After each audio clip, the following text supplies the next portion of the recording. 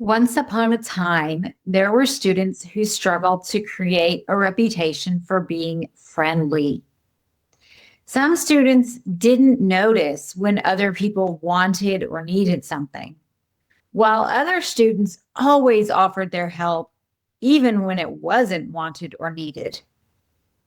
Sometimes students didn't ever talk about their thoughts or opinions, while sometimes they only talked about their thoughts or opinions.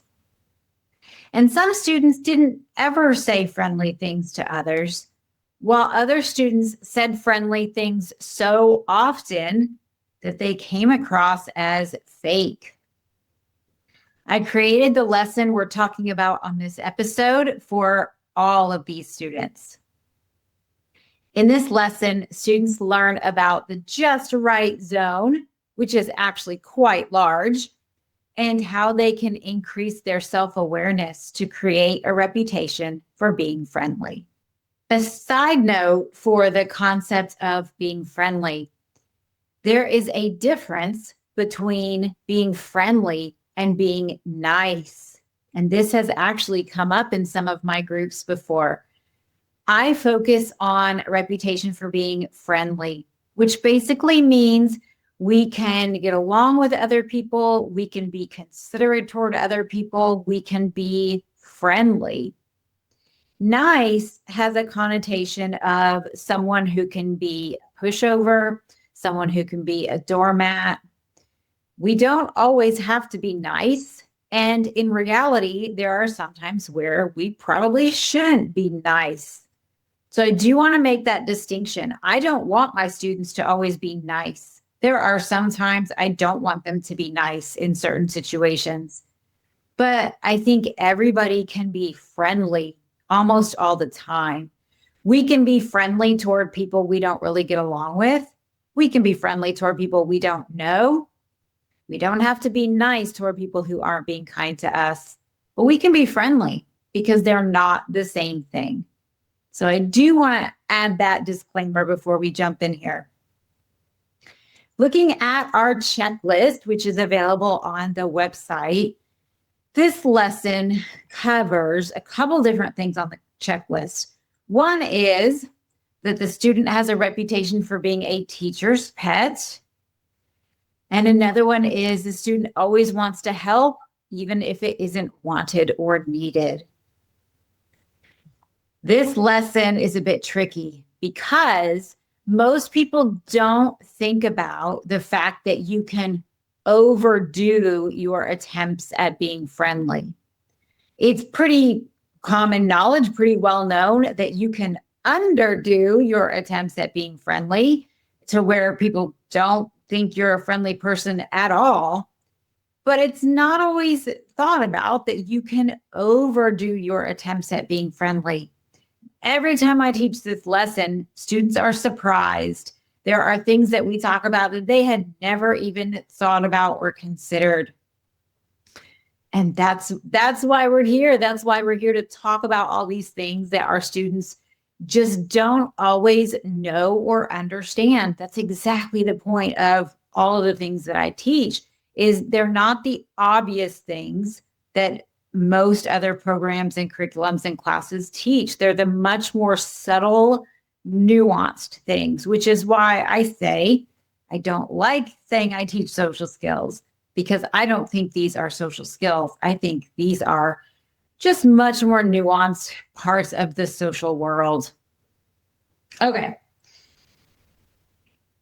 Prior to this lesson, we had lessons on a reputation for being smart and a reputation for being funny. This is all in the first module of the program. And so this lesson that I'm talking about right now is lesson 6. Lessons 3 and 4 were about a reputation for being smart. Lesson 5 was about a reputation for being funny. And this one, lesson 6, is a reputation for being friendly. I do share in the lesson, just like how I gave the disclaimer, the difference between friendly and nice. The students can use whatever word they want to. I don't tell anybody, what vocabulary they can and can't use. I do point out the difference because I think it's important. And as I mentioned, I've had students bring it up in the lesson as well, because I have had a couple students who don't want a reputation for being nice. They think that appeals more to people who are, like I said, like a pushover or a doormat. So it has come up several times. And that's why I always use the word friendly. I talked in a previous episode when we talked about a reputation for being smart, that I created a scale that I call the reputation in moderation scale. We use that scale again in this lesson. So as a reminder, if you missed that episode, or it's been a few episodes ago at this point, the scale goes from 0 to 10, and it looks like a bell curve. Around the 3 and the 7 are what I call the invisible lines.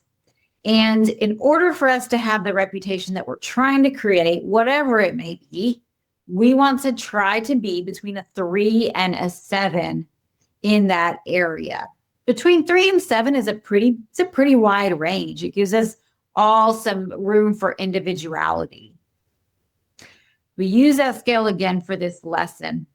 We talk about how if we are doing things less than a 3, it's hard to create the reputation that we want, because we're not doing those things often enough, the things we say or the things that we do. If we're doing them more than a 7, usually that means we've crossed the invisible line into having a reputation for being annoying. No matter what kind of reputation we're trying to create, if we're doing certain things too much, we fall off that bell curve into having a reputation for being annoying. So we review that scale again before we start this lesson. I give an example in this lesson about going to lunch with a friend. Our students are all ages, but we can pretend we're in the school cafeteria. We can pretend we're hanging out somewhere with a friend on the weekend. We can pretend that we're adults and we're, going out on a date or just hanging out with friends somewhere. It's applicable no matter how old we are. And I want you to imagine that you guys go to get some burgers or some pizza, and your friend realizes they don't have any money. You have $20. And so they ask you if they can borrow $20 to get something to eat. And that's all you have. So I asked the students, would it be friendly for us to give this person our $20? And as I've said before, because this is a question I'm asking in the context of the lesson, the students realize there must be a catch to it. Otherwise, I wouldn't be asking it. Because a lot of times, especially for circle students typically have a reputation for being friendly. Circle students are the students that people like, people get along with. They would give somebody their $20. Triangle students would not typically give somebody their $20. The point is, I want them to think about the consequences for everybody in this scenario. Obviously, it would be considered friendly to give another person money when they don't have money. But what does that mean for us? I really want my students to see the other side of that. What does that mean for us? We start this lesson by having a conversation about this. And I say, what does it look like if you say no? If your friend asks for $20 and you say no, we all agree that you would end up pretty low on the scale. Okay, what does it look like if you gave them $20? We all agree that they would think we were really friendly, but now we cannot eat lunch. And so I ask, what would it look like to be somewhere in the middle? And the students realize that you could share the money, or you could buy something since you have money and share your food with them. There are different ways that both of you can eat with the money that only one of you has. That's really what I want students to think about.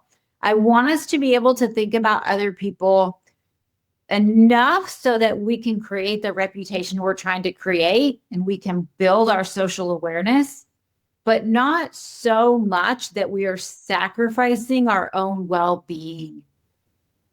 I do not want my students to think about other people so much that it gets in the way of their own well-being and happiness, which is often what happens to square students. Because of their social anxiety, they often will sacrifice their own wants, their own needs, their own well-being to try to make sure they're making decisions that make everybody else content or happy or satisfied. That's not what I want for my students. I want us to be somewhere in the middle where we can make choices that are friendly, but not sacrifice our own sanity at the same time. We talk about the concept of balance. That's what this whole reputation and moderation scale is all about. That's what life is all about, right? Moderation and balance. The first poll for this lesson is, do you talk about things that other students in the group are talking about? In the in-person lessons, I have certain parts of the room that students go to depending on their answer. In Zoom, I can make polls in Zoom. So do you talk about things that other students in the group are talking about? My shining example of this is many years ago in a group, this was middle school students, and I can't remember what the topic was, but I knew that what they were talking about, a student who was listening also had as a hobby. Again, I don't remember what it was, but I think it was playing Dungeons and Dragons. And a couple of students were talking about it and he was listening, but he wasn't participating or engaging. He was new to my program. And that's what I noticed about him is he was always listening to other people and he had a really good social memory, but he did not ever engage in conversations. And I just happened to know that he also played Dungeons and Dragons. And so I facilitated him joining that conversation. And I think it just had never occurred to him that he could join and participate in the conversation. I think a group conversation was a little bit overwhelming for him. And that just wasn't a thought that he had, that he could join and participate. And so that's our poll question. Do you talk about things that other students in the group are talking about? There's a huge difference between listening and engaging and participating. They're very different when it comes to our social skills, when it comes to our reputation, when it comes to the outcome that we're going to get from that situation.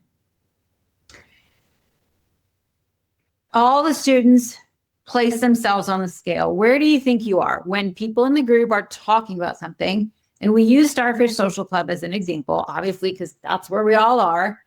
But there's so many discussions and conversations that we have both in our lesson time and in game time. There's so many discussions that are going on that students are always in a position to contribute to a discussion or a conversation. What I want them to think about is whether they do or not. So that's our first poll. Do you participate in group conversations that are happening? Do you contribute to the conversation? Do you share your thoughts? Do you share your opinion? Or do you just listen? Or not even listen? Do you withdraw and isolate? There's no right or wrong answer. There's no right or wrong answer to anything. It's just a way for students to build some self-awareness. And if students realize they don't engage and participate, this is a great opportunity for them to decide if they would like to do that more. And I have seen just this one question in this one lesson make a big difference for students when they realize, oh, I'm not engaging and participating. I'm not saying something. even though they're listening and they can tell you everything everybody else said. So it's just a little thing that everything I talk about is just little things that can make such a big difference. This is a great example. And then there are students who might realize that they're always in the middle of every conversation and discussion, even if it might be something that doesn't necessarily apply to them. That's where the moderation comes in. How can we find ourselves somewhere in the middle? You might be a 3, you might be a 7. There is no right or wrong. We just want to find ourselves somewhere in the middle. We talk about just the balance of, if you're not ever joining conversations and participating and engaging, it's hard for other students to notice you socially. We typically pay attention to the people we're talking to. So if you're not joining that conversation, you typically just fall out of other people's brains. It's not intentional. It's not malicious. It's just what happens when we're not participating. But if you're always in the middle of every conversation, again, that's where we can cross the invisible line into having a reputation for being annoying. But the next one is such an interesting conversation to have with students. It's another poll. So I'll ask the students, is there such a thing as complimenting someone too much? And again, because I asked this, obviously there's more to it than just what you would immediately think. Is there such a thing as complimenting someone too much? Spoiler alert, the answer is yes. We have a really in-depth conversation about this, which I'm going to say, it's going to be specifically for the students who are in my groups. But obviously, we all know that there are people in the world who don't ever compliment anybody. It's hard to have a reputation for being friendly if you're not saying polite, friendly things to people. But it's very real that people can go on the other side and do this too much. Also, it's very real that people can do this in a fake, inauthentic way just to try to get friends or, get something, whatever it is that they might want.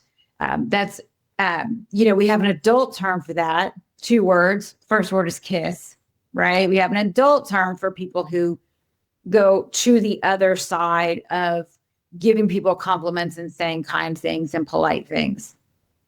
And the kids version, sometimes they call it a teacher's pet, right? Someone who's like a suck up, someone who's always trying to be kind and polite to the adults. So I'll save the juicy part of that conversation for the students that are in the group. I also add to this that this is a similar discussion to telling our family members that you love them. So we have a conversation about that some of us, it's just not in our habit or routine to tell people that we love them.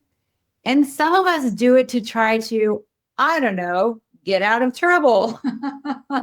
And so we talk about this as well, how it makes people that we love feel really good when we tell them that we love them, but it makes people feel manipulated when we do it all the time or when we do it because we're in trouble.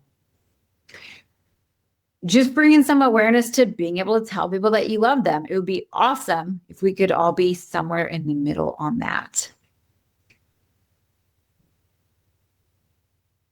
We also talk about how to give people compliments that are authentic and that don't come across as creepy, because that can be a hard line. Even I had that happen to me a couple of weeks ago.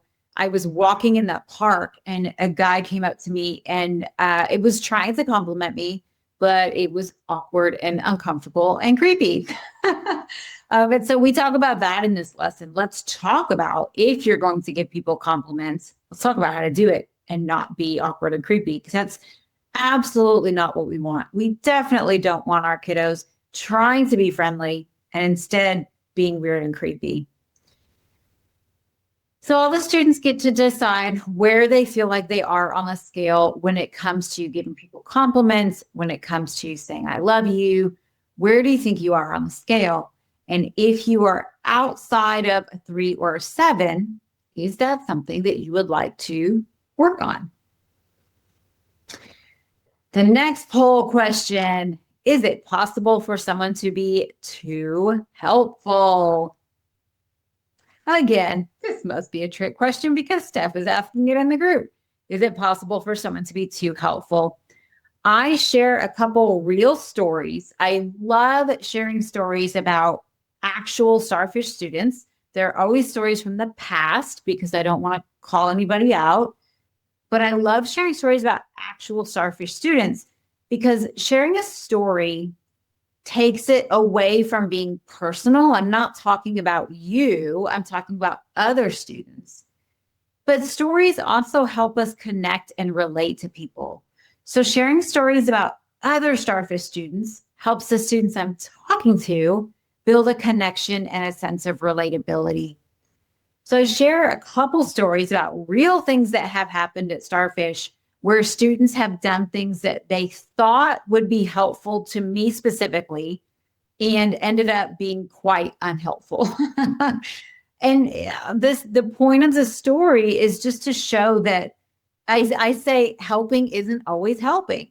Just because you think you're helping somebody, if they did not ask you to do the thing that you're doing, or if there isn't anything that made you think that they would want you to do that thing, it may actually be the opposite of helpful. And that's in both of these stories. There were students who were just trying to be helpful and friendly toward me, but did things that ended up being very unhelpful. And so it's important for students to see actual examples of that, because otherwise it's hard for them to understand and relate to that concept, especially the circle students. It's hard for them to recognize that there's such a thing as being too helpful to the point that it's annoying. It's hard to recognize that. And I did have, probably about a month ago, I had a student who we were walking in at the same time, and I was carrying the bin with the games, and he asked, can I help you with that? And I just thought that it's the perfect balance, because it gives me the option to say yes or no. He didn't come up and, oh, let me take that for you, because maybe I didn't want him to, but he asked, can I help you with that? It's a perfect way to give somebody the option to say yes or no. But it also showed how much social awareness he has, that he saw me and recognized I might need help. Some of our students don't have that level of social awareness yet to see another person and recognize they might not be able to open the door, or that thing they're carrying might be really heavy, or they look really tired. I wonder if they might like help with that. Just all kinds of things out in the world that we could help somebody else out with. But it's a really helpful strategy to ask first, because they might really appreciate our help and they might not. They might not want our help. Students get to put themselves on the scale for that one. We talk about even things like, what do you do at home that's helpful? I have to say, I'm surprised how many of my students don't have chores or things like that, responsibilities at home. It's kind of surprising to me. I think in my upbringing, we went the other way. And my brother and I were responsible for everything. I think it was a little much for children. But again, the happy medium, the Goldilocks zone, the 3 to 7. So talking about, what do you do at home that's helpful? What chores do you do? What responsibilities do you have? Do you notice, if parent is coming home from the grocery store, do you help them put things away? If you guys are done eating dinner, do you help clean up afterward? Do you help, if your pet needs to be fed, do you pick up your clothes off the floor and put them in the hamper? What are the things that you notice that might be helpful to the people that you live with? Just working on our ability to notice. And I think a lot of our students, I would say this is especially true for circle students, but even triangle students and square students, they haven't developed the ability to notice what other people might want or need. It's a higher level social ability. And not all of our students have developed that ability. Not all adults have developed that ability to notice what other people might want or need. But in order to have a reputation for being friendly, it's something that we really need to work on, because that's, being friendly means being in, being around other people in a way that makes them feel safe, makes them feel comfortable, makes them feel like they want to be around you again. And a big part of that is paying attention to what other people might want or need. We also talk about noticing when other people might be upset or having a hard time. One of the things that really stands out at Starfish, if somebody's having a hard time, is the way other students talk to them or about them. Kids learn what they are exposed to. We as human beings do not have the ability to learn things that we're not exposed to. So kids will only say what they've heard other people say. It could be what they've heard people say to them when they're having a hard time. It could be what they've heard their teacher say to the kid in the class that has a hard time, what they've heard their parents say to their sibling who has a hard time. But it always comes from something they've heard someone else say. It's usually an adult, just because kids typically learn by mimicking adults, but it could be other kids. When I was working in the school system as a behavior specialist, part of my job was going into classrooms and observing specific students. So they would say, this is the kiddo, this is the class he's in, this is what we're struggling with. And so I would go in and I would identify who the kiddo was. And I was really good at just not giving any specific attention to that student. I didn't ever want it to be obvious to anybody else. So I would find a random place in the room where I could sit, where I could see the whole class, because I didn't ever want to give specific attention to that student. I didn't want them to know that I was there to observe them. But it was interesting how often, especially at the elementary level, kids would come up and say, "Are you here for so-and-so?" And they were usually right. Or I remember one time they were getting ready to leave the classroom and the kiddo kept turning the light off and on. And one of the other students looked at me and said, "This is when you're supposed to call the principal." And so it's just interesting to notice things that kids say when somebody's having a hard time. I take my role as a role model very, very seriously. I try to be incredibly aware of what I say and how I say it anytime somebody's having a hard time, because I want the students to copy me. I want them to say what I'm saying. And so I need to make sure that I am always being patient and supportive anytime somebody's having a hard time. So we talk about that in this lesson. If you notice that somebody's having a hard time, what is something that you could say that could be friendly, right? Again, not nice. This person may be cursing, they may be throwing things. We don't have to be nice, but how can we be friendly? And the students, once I phrase it that way, will usually very quickly come up with, somebody will always say, "We can ask if they want a hug." Somebody will always say that, which I think is so beautiful. We can ask if they want a hug. We'll talk about, we can ask if they want to take a break. We can ask if there's somebody they want to talk to. We can ask, is there something that, how can I help? That's a big thing. I try to say, how can I help? How can I help? I think it's really important. At Starfish, it doesn't happen that often, I think, just because our environment is very different. There are no requirements.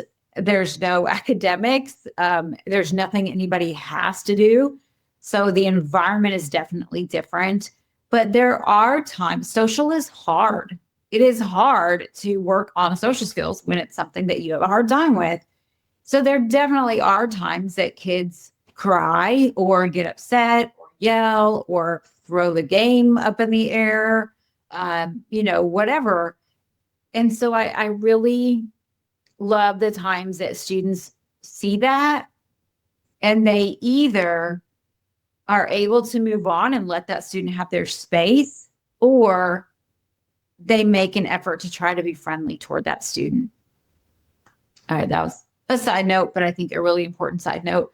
As an adult, please just be really mindful of how you respond when people around you, especially the little ones around you, are having a hard time, because they learn from us. And so I saw every once in a while, I'll have a kid refer to someone as they're being bad today. That one breaks my heart. And so anytime I have somebody say that, I even had kids say it about themselves. Anytime I have somebody say that, I will stop everything and we will have a really heartfelt discussion about how there's no such thing as a bad kid. And I'll say it over and over. And then I'll be silly about it and I'll turn it into a poll. And I'll say, okay, everybody, we're going to do a poll. I'll say, is there such a thing as a bad kid? Your choices are no, no, and no. And they think it's really funny. But it's my way of very adamantly making the point that there is no such thing as a bad kid. We all of us make choices sometimes that aren't the best choices.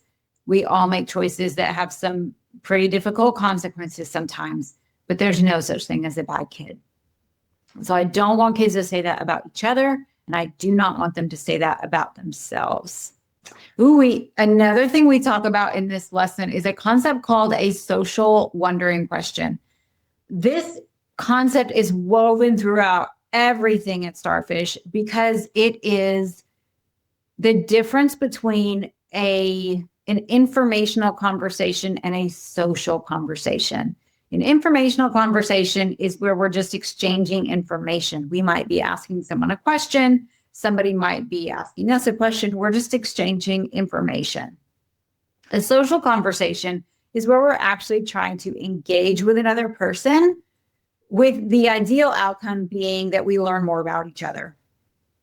A social wondering question is a question designed to help you learn more about somebody. I'm going to save this one for the kids in the group as well, but this is something that we do all year round, all the time, as we work on social wondering questions. And we work on how to switch an informational question into a social question. Because a lot of our students are good at informational questions. How can we switch that same track that you're on, that same thing that you're thinking? How can we turn it from an informational question into a social question? It's super easy to do once kids know how to do it. So that's our last topic for this lesson is social wondering questions. How often are you asking other people social wondering questions? If you're below a 3, it's hard to have a reputation for being friendly if you're not asking other people questions and engaging in conversations with a goal of learning more about them. It's hard to have a reputation for being friendly if we're not putting an effort into learning more about somebody. If we're always asking people social wondering questions, we sound like we are an interviewer. We sound like we're standing in front of them with a microphone, and it actually gets kind of weird. It gets a little bit creepy. I will say, from my experience dating, this is something that comes up on both sides of the scale. Is there are some people, sometimes it comes up, especially when people are nervous, right? That we default to talking about what we know, which is us, ourselves. And so sometimes when people are really nervous, they just talk about themselves. I remember I went on one date a few years ago, and every time he would ask me a question, I would answer it, and he would take my answer and turn it into something about him. And so after the third time he did that, I just kind of quit talking, and I was just waiting until it was an appropriate time to end the date, because he was asking me questions, but he never expanded upon my answers in order to talk more about me. He would ask me the question and I would answer, and then he would turn it into something about himself and go on for minutes just talking about himself, and then ask me another question and do the same thing. But on the other side, you can have people, again, sometimes it's due to nerves and anxiety, who are trying to put their best foot forward. And so they're only asking the other person questions. And it just feels like an interview. It feels just almost insincere. I also see this when we talk about students improving their self and their social awareness. Every time they improve on something, it creates a new challenge almost.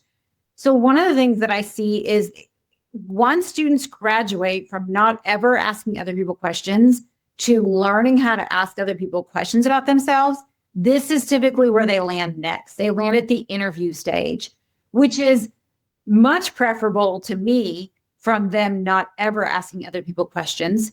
It just means we still got to keep going, because the interview stage should not be our final stage. But this is a step above not ever asking other people questions, because now you show that asking questions is hard. You have to generate questions to ask people. It's actually really difficult. So this is a step up for students who don't know how to ask other people questions. But then once we get to the interview stage, we got to keep moving up. There's always another level. That's why kids can be in my program for as long as they want to, because there's always another level. No matter what we're learning, what we're doing, there's somewhere new to go. All right, let's see what we're talking about next time. You find my magic number generator. And it has us at 13. 13 would be module 2, which is our noticing awareness module. And it would be lesson 5. So module 2, lesson 5. Ooh, I think this is getting into module 2. I mirror these around the school year here in the US. So module 2 is the one that we do from October to December. And the last part of module 2, the last 4 lessons lead up to the holidays. I don't talk about specific holidays because not everybody, what's the word I'm trying to say, observes the same holidays or even any holiday. But these last 4 weeks of module 2 lead up to something really cool that we do our last week of module 2. So this one, lesson 5, is show and tell week, but it has very specific objectives to it. There's a lot of things that we are practicing and learning during show and tell week, but it is legitimate show and tell week. So it's probably everybody's favorite week of the year because it's legitimately show and tell week. So that's what we'll talk about next time, is how I use show and tell week, all the things that I incorporate into it, and where we go from there, because there's 3 lessons after that that incorporate what happened during show and tell week. Thank you for being here, and I'll see you again next time.